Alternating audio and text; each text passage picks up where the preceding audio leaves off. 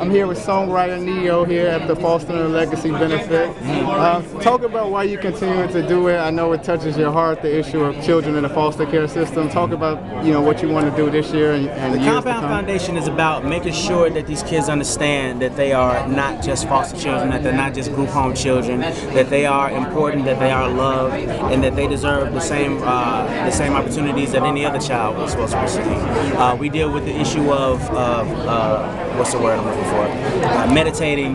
Medicating versus disciplining. A lot of times they'll say that these kids have behavioral issues and they'll put them on some type of medication as opposed to just sitting them down and talking to them or doing what they're supposed to do to discipline the child. Like that's just pure laziness, and that's not how it's supposed to be. So that's one of the issues that we deal with, along with a multitude of issues. There's scholarships out there for foster kids that they can get just because they're foster kids. But if they don't have this information, then they can't be privy to what that is. So that's where the Compound Foundation steps in and just make sure that these kids are inspired, educated, and understand that they are special too. And you have a new album coming out, Nonfiction, in November, along with a tour. Not November.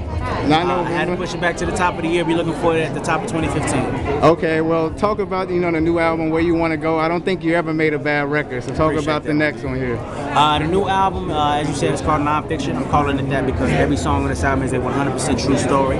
Some of the stories are mine, personal things, but some of the stories also belong to my fans. I reached out to my fans via my social media and asked them about their relationships, their careers, their lives, and the stories that touched me I actually wrote songs about. So as you're listening to this album, if you hear something that sounds a little familiar, I might just be telling your story.